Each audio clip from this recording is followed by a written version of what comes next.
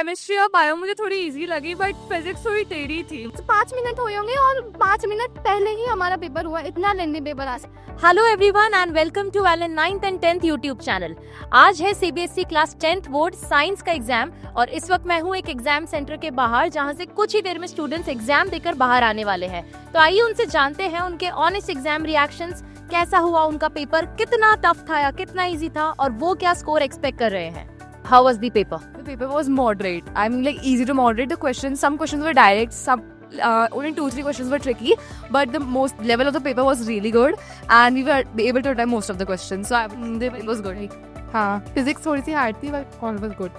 Paper तो अच्छा था, मतलब बायोलॉजी थी वो बिल्कुल ही ईजी थी। केमिस्ट्री में बस 1 या 2 क्वेश्चन था इथेनॉल का, वो थोड़ा टफ था, और फिजिक्स में बस केस स्टडी हार्ड थी, बाकी सब तो ईजी था।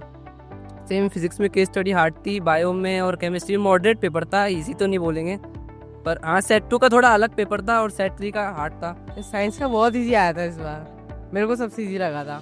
Moderate था, मतलब ना केमिस्ट्री और बायो मुझे थोड़ी इजी लगी, बट फिजिक्स थोड़ी टेढ़ी थी, मतलब उसमें थोड़ा सा। तो फिजिक्स में कैसे क्वेश्चंस आए, लाइक असर्शन रीजन टफ थे या फिर एमसीक्यूज टफ? नहीं, वो जो क्वेश्चन जो थे वो वाले टफ थे, और एमसीक्यूज वगैरह तो फिर भी ठीक थे। मतलब लेंदी तो नहीं था, पर जो है ना लिखने की जो स्पीड होती है वो है ना अपन को पहले ही कवर करनी चाहिए।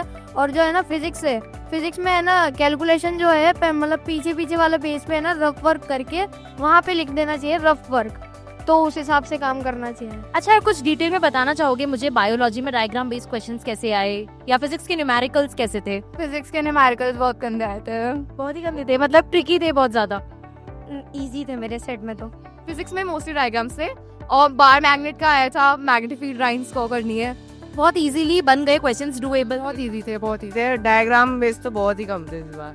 हाँ, अच्छा, केमिस्ट्री कैसा आया? Equations, derivations? थोड़ी सी टफ आई थी, कार्बन वाले चैप्टर में से थोड़ा सा आया था ज्यादा। डायग्राम भी तो फिर भी ठीक थे, मतलब न्यूमेरिकल्स और एप्लीकेशन पार्ट थोड़ा सा मुझे टफ लगा था। What about chemistry and biology, क्या ज्यादा स्कोरिंग था? बायोलॉजी आए थे स्कोरिंग। हाँ, पीवाईक्यूज करके आए होंगे आप लोग, सैंपल पेपर्स करके आएंगे? कुछ भी नहीं आया, पर पेपर रिलेटिवली बहुत टफ था, उसके एमसीक्यूज भी ज्यादा टफ थे, एंड जो क्वेश्चन पेपर एक्चुअल आया उसमें फिजिक्स ज्यादा टफ थी, बट जो न्यूमेरिकल्स थे वो कंपैरेटिवली इजी थे। वैसे उन्हें किस सेक्शन से पेपर अटेम्प्ट करना चालू किया, सेक्शन वाइज या कोई favourite subject wise? Section wise. वैसे भी कंपैरेटिवली इजी आती है तो हम इजी और साथ पे वो पहले अटेम्प्ट किया। हाँ, सेक्शन वाइज किया जाए तो बायो सबसे easy, chemistry medium and physics hard था। जो सेक्शन हमें इजी लगा पहले हमने वो अटेम्प्ट करा से biology. Section wise ABC. Section wise ABC. ठीक है। असर्शन रीजन बेस्ड क्वेश्चंस कैसे थे? काफी बच्चों ने मुझे बताया बहुत ट्रिकी आए थे, या फिर आप लोग के लिए डूएबल थे? डूएबल थे। डूएबल थे, ट्रिकी थे, लेकिन इतने नहीं थे। जो कॉम्पिटेंसी मैथ्स में आई थी वैसी तो नहीं थी। मैथ्स ने आई थिंक स्टैंडर्ड बहुत ज्यादा हाई कर दिया टफनेस का, राइट? मैथ्स ने बहुत ज्यादा कर दिया था, बाकी डूएबल थे असर्शन। नहीं, मैंने सेक्शन वाइज ही अटेम्प्ट करा था। लाइक मेरा जो ग्रेडिंग सब्जेक्ट है वो बायो है और बायो सेक्शन ए है, तो मैंने सेक्शन वाइज वंडरफुल। तो बायो करने के बाद और ज्यादा कॉन्फिडेंस आ गया। फिर क्या स्कोर एक्सपेक्ट करके चल रहे हो एक दोनों? 70 अराउंड 75 अराउंड 80। ओके, मेरे भी 75 अबव आ जाएंगे। 50 प्लस 70 अबव 70 अबव 65 70। तो अभी हिंदी के एग्जाम के लिए क्या तैयारी रहने वाली है दोनों? हिंदी की तो बहुत अच्छी है। हिंदी हो जाता है?